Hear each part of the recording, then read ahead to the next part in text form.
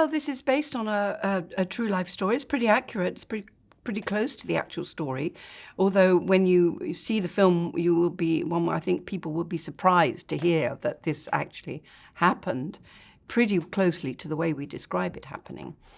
And it was. I don't really want to give too much of the plot away, because part of the fun of watching the movie is going to be finding out what happens.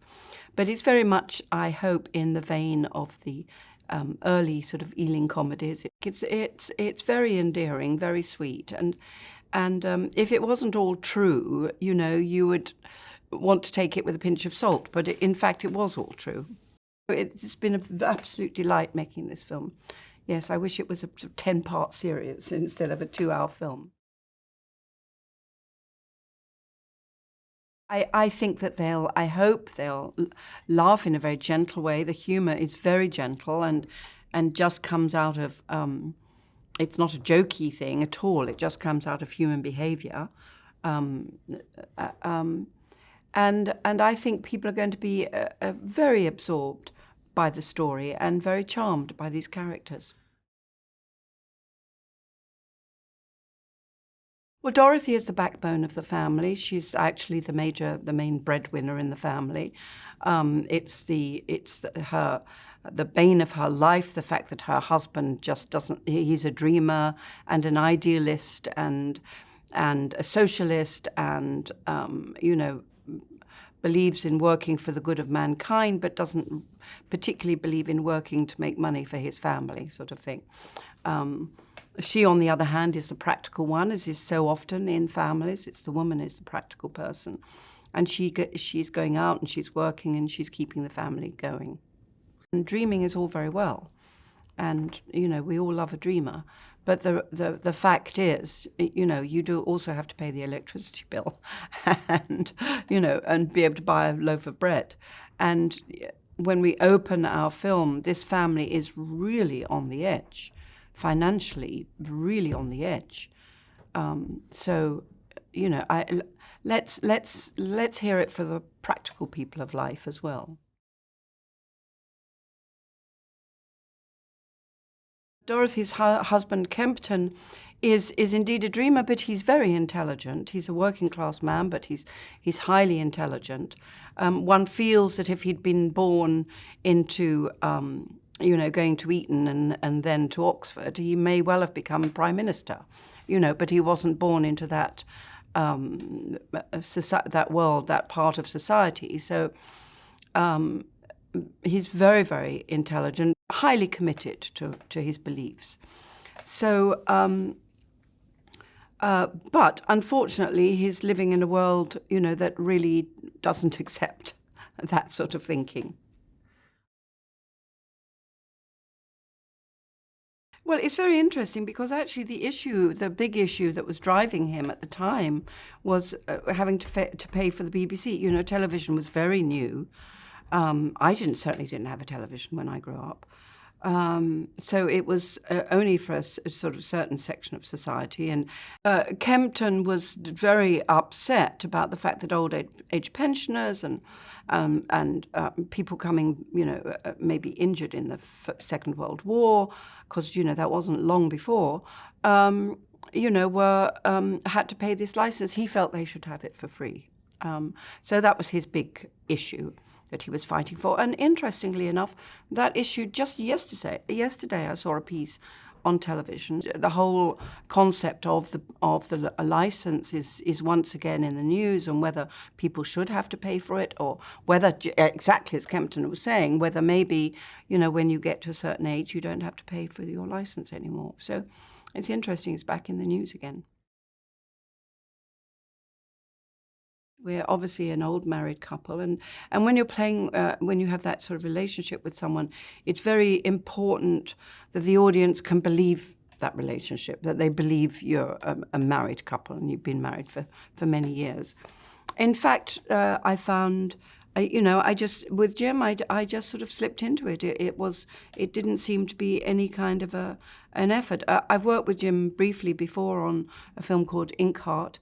But we haven't worked together a lot at all. We don't know each other very well, but it was a delight to get to know him and work with him. Well, the loss of the daughter, as our story tells it, has caused a fundamental shift in this basically happy marriage.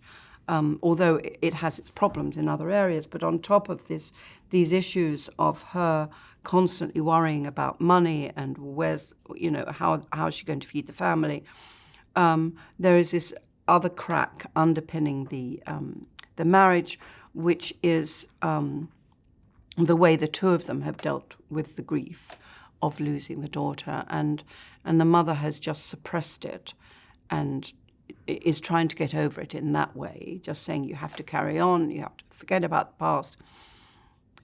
Kempton, her husband, on the other hand, wants to constantly revisit it and indeed writes about it, which is deeply disturbing to his wife because she feels that it's the equivalent of sort of airing your linens in public. Yeah, I've never worked with Roger before. I've obviously admired his films and enjoyed them very much as an audience, but I've never actually worked with him before. But it's interesting. His material, the material that he's so good with, is very similar to him. There's a gentleness and a wonderful human sense of humor, and a sort of wonderful, sort of wise acceptance of life that Roger has. And it manifests itself in the way that he works on set, which is a very peaceful set. It's very, we have fun, we laugh, and we have a grand time, but there's nothing stressful on the set at all. I think the material that he does and the man himself are, they sort of really meld together. I loved the charm of it. I loved the period, before the 70s and the 80s kicked in, and when the world was the Britain that I knew as a young person, was a sweeter, definitely more naive, but also a more innocent time. Will the defendant please stand? Kempton Bunton, you stole from the National Gallery a priceless portrait of the Duke of Wellington by Goya.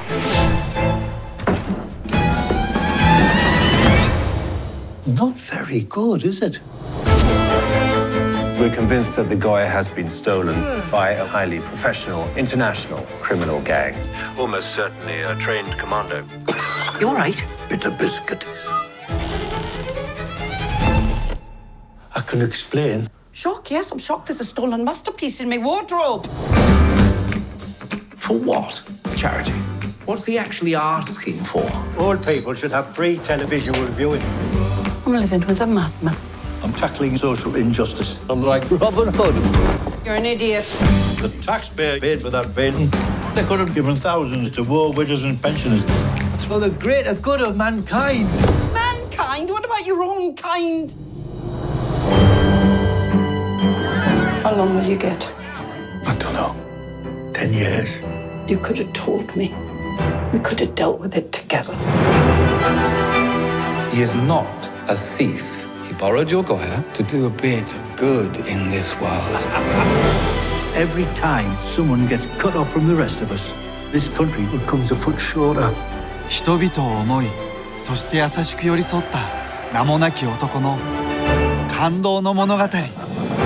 ゴヤの名画と優しい泥棒。